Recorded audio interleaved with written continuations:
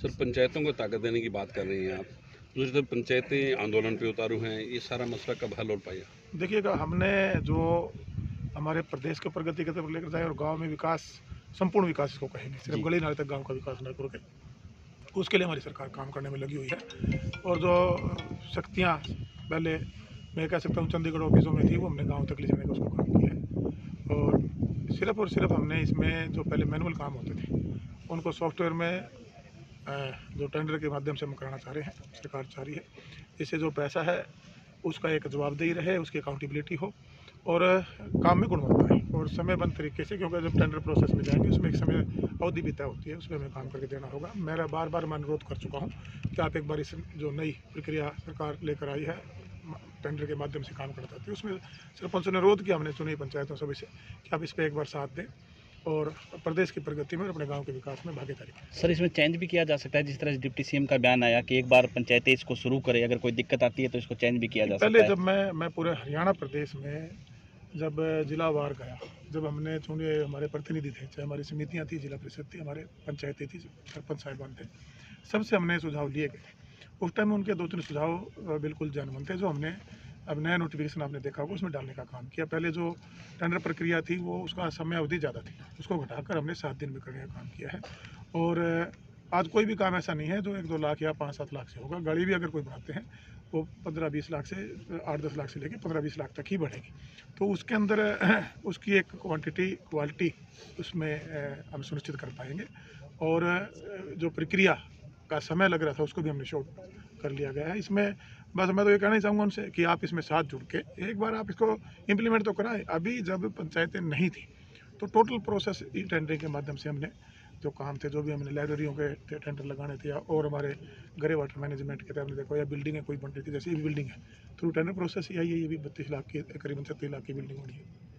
गली नाली तक ना विकास को रोक के मूलभूत जो स्तरीय कार्यक्रम सरकार लेके आई है, उसमें चाहे ई लाइब्रेरी हो, जिम हो, महिला शक्ति भवन हो, लाइटें फिरनी पर हम देखिए कैमरे के साथ देने जा रहे हैं, पार्क हम बनाने जा रहे हैं, हम स्कूलों को ठीक करने जा रहे हैं, हम हमारे ग्राम सचिवालय हैं उनका आधुनिकीकरण करने जा रहे हैं, हम हमारी जो बड़ी बिल्डिंग है इनको क्या बोलेंगे, इसको हम अपने लेकर आ रहे हैं, समुदाय केंद्र बनाने जा रहे हैं, कम्युनिटी सेंटर हम बनाने जा रहे हैं। तो उसमें एक बार आप गांव के विकास की तरफ, सरकार की तरफ हाथ बढ़ाएं, सरकार आपके साथ खड़ी है। माननीय मुख्यमंत्री ने कहा है आप 1 कदम बढ़ाएंगे, हम 2 कदम बढ़ाएंगे। इसको अब जो राजनीतिक रूप कुछ लोग राजनीतिक पार्टियां देने में लगी हुई हैं, सरकार की जो डेवलपमेंट है, प्रोग्रेस को उसको रोकने में लगी हुई है। मैं उनसे भी अनुरोध करूँगा कि जब हम प्रगति की तरफ प्रदेश को बढ़ा रहे हैं, गाँव का विकास चाहते हैं, पिछले 66 से लेकर आज तक जो मूलभूत सुविधाएं सिर्फ गली नाली या चौपाल के सिवा किसी सरकार ने भी सुध नहीं ली थी।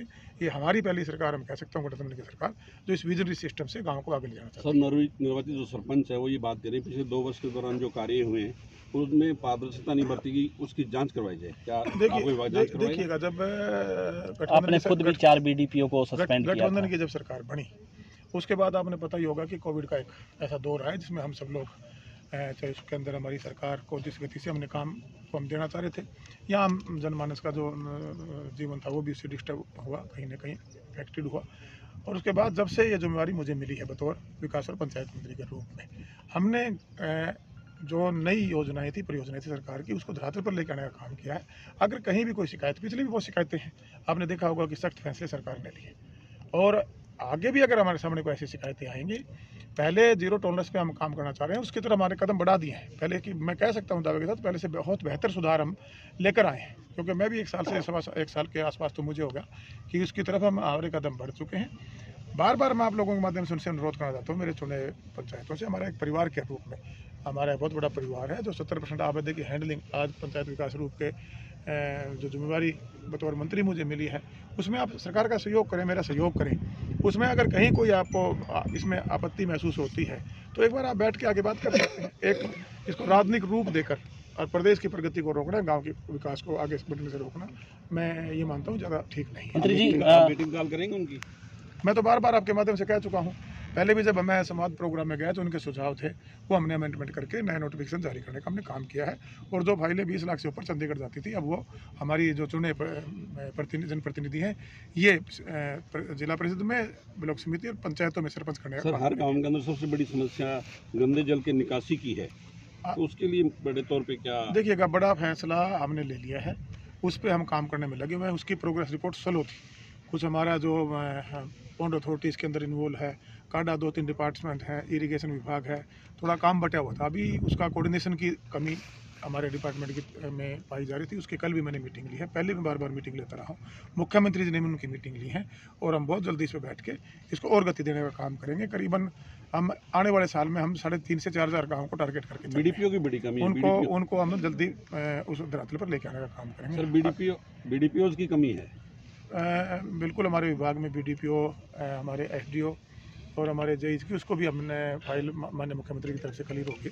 आने वाले जल्द इन भर्तियों को भी हम करके मंत्री जी जो स्ट्रेंथनिंग की कमी है उसको पूरा करने का काम करें। मंत्री जी, मधुर मिलन समारोह में सीएम साहब ने और आपके बराड़ साहब के हाथ मिलाए, दिल भी मिल पाएगा? आप आमने सामने आपने चुनाव लड़ा। देखिएगा, हमारा एक समागम के रूप में मधुर मिलन समारोह का प्रोग्राम हम पिछले 15-16 साल से करते आ रहे हैं और अब की बार ये हमारे लिए सौभाग्य की बात ये रही कि हमने इसको 23 जनवरी को नेताजी सुभाष चंद्र बोस की जयंती के रूप में मनाने का काम किया और पूरा हल्का इसमें बड़ा छोटा कोई नहीं, सब इकट्ठा होकर सर्व समाज के लोग इस प्रोग्राम मनाते हैं। और सबसे सौभाग्य की बात हमारे लिए रही कि इसमें पूरी सरकार, माननीय मुख्यमंत्री जी, डिप्टी सीएम भी पहुंचे और मेरे हल्के को एक बड़ी सौगात देने का उन्होंने काम किया। उसके लिए मैं उनका भी धन्यवाद करूँगा, सरकार का धन्यवाद करूँगा, क्योंकि विधायक होने के नाते जो जिम्मेवारी मेरे हल्का वासी ने मुझे दी है, मैं ईमानदार से उसको जवाबदेही है वहाँ काम करने में लगा हुआ हूँ। और प्रदेश के मुखिया ने अपनी कैबिनेट में लेकर जो डिपार्टमेंट की जिम्मेवारी दी है वहाँ भी मैं अपने तरफ से बढ़ाने में लगा हूँ।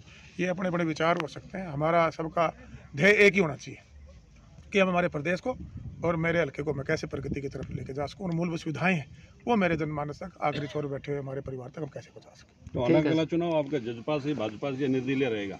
ये फैसला समय करेगा। हम आज गठबंधन में सरकार चला रहे हैं, जेजेपी से मैं विधायक हूँ। हमारी टोहाने की जनता जो फैसला मुझे लेकर पहले भी करती रही है, मैं अपना फैसला कोई पॉलिटिकली नहीं लेता।